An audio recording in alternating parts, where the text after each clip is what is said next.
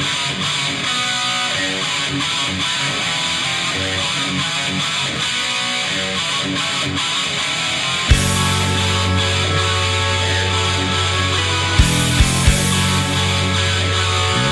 we're underway.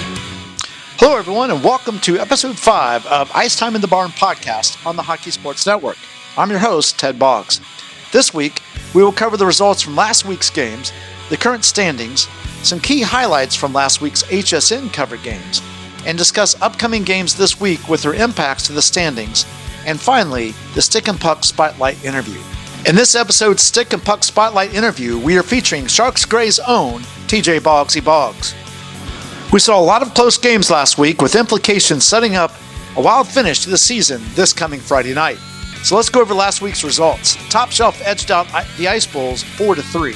Tampa Catholic got by a tough Sharks Gray defense to take them down 4-1. I know the score says Sharks Gray won, but that's not the case. Kelly's Heroes shut out Panthers Gold 4-0. Panthers Black forged a comeback victory late in this one 4-3 against the Villigern Vikings. And finally, Sharks Blue coasted to a 12-2 victory over Cabbage Criminals. Now let's jump into the standings. Last Friday night's games really set up a wild finish for this Friday night. Let's start with Sharks Blue, who last week solidified first place. No matter what they do this week against the Ice Bulls, they will stay in first place. Second place is definitely up for grabs. Kelly's Heroes are in a must-win situation if they want to finish with sole possession of second place. Top Shelf, who is in third, is also in a must-win situation if they want a shot at second place. Even if Top Shelf loses, they will finish no lower than third on the season. Fourth place currently belongs to Villigern Vikings with Panthers Black and Ice Bulls on their tail. Vikings must win or tie to remain in fourth place. Panthers Black must win to get to a tie for fourth place. If Panthers Black finishes this week in a tie against Sharks Gray, Villigern Vikings will remain in fourth. However, the Ice Bulls are in sixth, but only 2 points behind the Vikings. If they win, Vikings lose, they will be tied. Whether that is fourth place or fifth place will depend on what Panthers Black does Friday night. 7th, 8th, and 9th place are all up for grabs between Cabbage Criminals, Tampa Catholic, and Panthers Gold. It should be a wild finish for them all as well.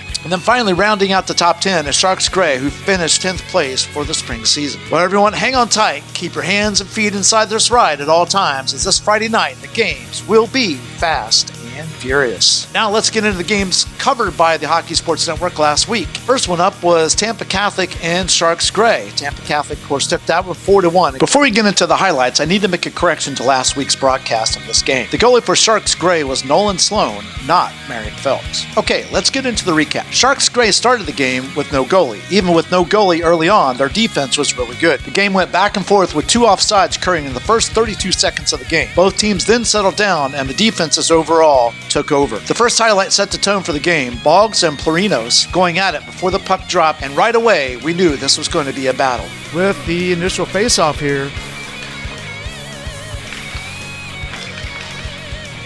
the next highlight is Boggs taking away the puck from Tampa Catholic and quickly getting it to Stahlbaum. Costa has it behind the net. Boggs is right there trying to take it away. Does. Stahlbaum's right there, grabs it. Not only was the defense solid behind the net, but also in front of the net too, as indicated in the next defensive highlight. On the puck, passed in the middle, knocked out of the way. Moving over to Tampa Catholic's defensive play, their netminder was on fire. In this highlight, Hargrave goes around a couple of Tampa Catholic players and shoots only to have Erin Monk block it, as she did so well throughout the night. Hargrave takes it into the zone, kicks it with his skate, and shoots off the mask of Monk. In the final Tampa Catholic defensive highlight, Stahlbaum shoots between Shankman and Rylan Sachi into the clutches of Erin Monk. Goes around the referee, brings it to the middle, shoots, blocked by Monk. Moving over to the offensive side of things, the first goal of the night came with 9:30 to go in the first period, where Holden Sachi took the puck on a breakaway. Holden has it. Coming in on Ford. Ford tries to block it, shot, and scored around Alexander. Tampa Catholic would head into third period with a 3-0 lead. Then with the assistance of Boggs, Wilson takes the puck on a breakaway and goes 5-hole to cut the lead to 2. Boggs and Wilson chasing it down. Wilson shoots, Goes in and the Sharks score! Tampa Catholic would go on to add one more goal and take this defensive battle 4-1. The next game up was Panthers Black and Villa Grand Vikings. We expected this game to be a close one, and indeed it was. This was a defensive battle that did allow goals over the course of the game, but did not see any until the second period. And then Jacob Santarlis of the Vikings passes ahead to Carroll, who then passes back to Santarlis for a tie-breaking first goal of the game. Top shelf, right side. Carroll back over to Santarlis. Shot! Top shelf, right side! Not to be outdone, the Panthers' Eli would work to the middle and take a backhanded shot off of Shave's glove to tie it up.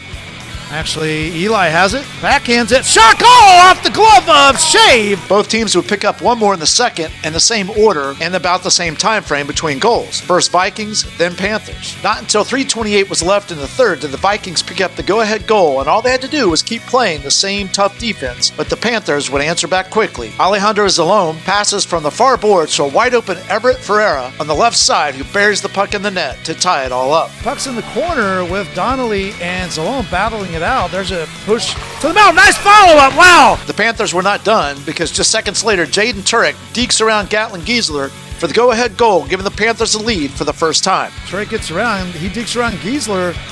And shot scores! And for the first time tonight, the Panthers had the lead. That goal would end up being the game winner, with the Panthers coming out on top 4-3. As we said earlier, this final week of the season is going to be a lot of fun with several implications regarding the outcome. The good news is, the coverage of those key games will be right here on the Hockey Sports Network, so make sure you tune in to see all the best in high school hockey. Also, if you know anyone who would like to be a part of the broadcasting action, either as a play-by-play commentator, a color commentator, or a bench reporter, please reach out to me, Ted Boggs, at tgboggs@gmail.com, or stop by the broadcast booth. All right, let's get into the upcoming games. There are 5 games on tap this week, as there are every week, and they are as follows. 7:15, Villa Grand Vikings and Kelly's Heroes. 8:15, Cabbage Criminals and Tampa Catholic. 8:30, Ice Bulls and Sharks Blue. 9:30, Panthers Gold and Top Shelf. 9:45, Panthers Black and Sharks Gray. Now let's get into the key matchups broadcasted by the Hockey Sports Network this weekend. First game up, Villa Grand Vikings and Kelly's Heroes. Villa Grand Vikings offense has scored 36 goals over 11 games, averaging 3.27 goals per game. Leading the way for the Villa Grand Vikings is Jacob Santarlis with 16 points, 6 goals, and 10 assists. And right behind him is Jay Rivera with 14 points, 9 goals, and 5 assists. Their scoring ability when they're on the ice together is tough to slow down.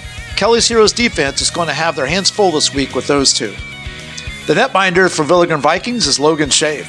Overall, he's given up 26 goals with a league-leading 2.36 goals against per game and has a record of 5 wins, 4 losses, and 2 ties, and that's over 11 games played. Now let's move over to the other side of the bench in Kelly's Heroes, where they have scored 57 goals over 11 games, averaging 5.18 goals per game.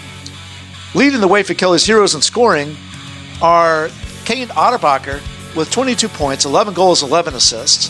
Xander Parkhurst, who has 22 points, 11 goals, 11 assists.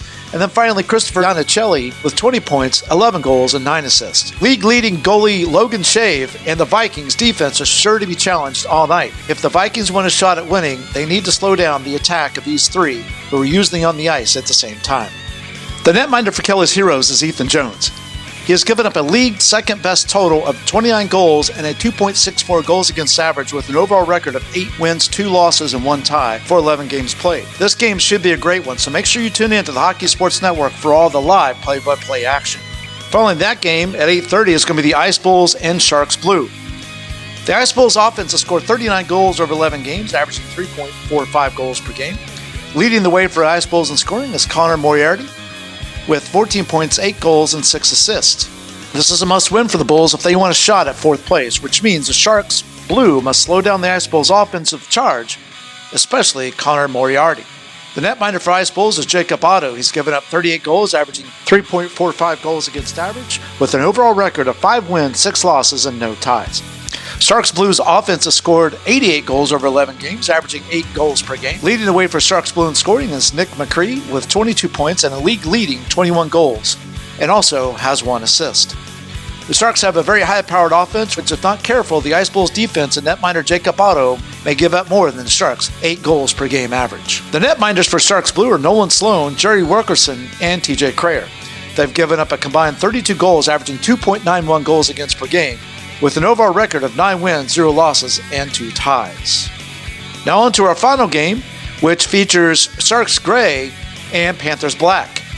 Sharks Gray offense has scored 27 goals over 11 games, averaging 2.45 goals per game. Leading the way for Sharks Gray in scoring is Kian Vera with 12 points, 12 goals, no assists. It should be an interesting night to see if Kian and the Sharks Gray offense can keep up the great team play. The netminders for Sharks Gray is Nolan Sloan, Jerry Wilkerson, and TJ Krayer.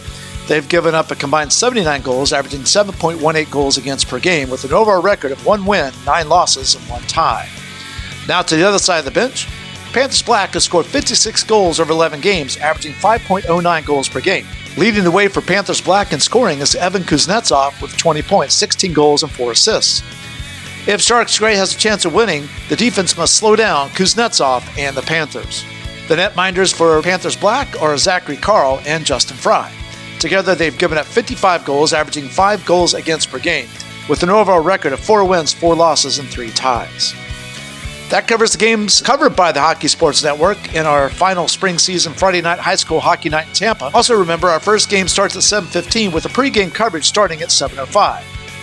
Up next in the podcast is the Stick and Puck Spotlight with Sharks Gray, TJ Boggsy Boggs.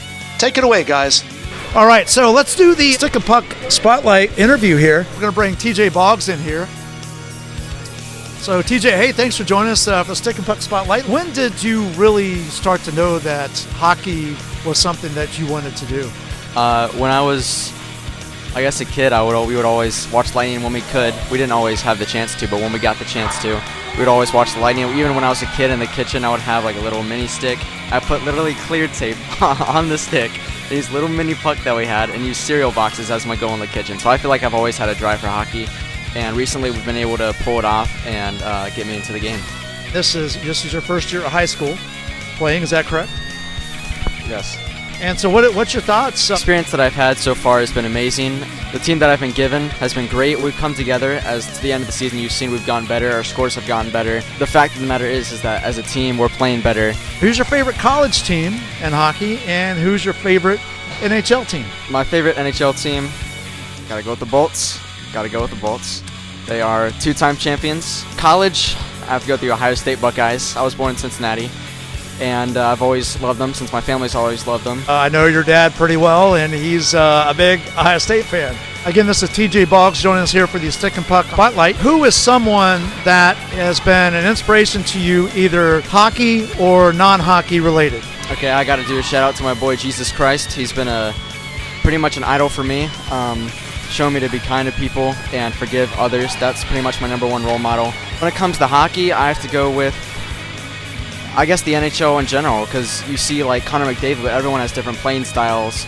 And like Alex Ovechkin, he's one of the top players, but he can't really skate that well as much as Connor McDavid or anybody like that. But I'd say in general, it's Jesus, but if not Jesus, then probably my dad, because he always works hard and he hustles to get that cash. You know how it be.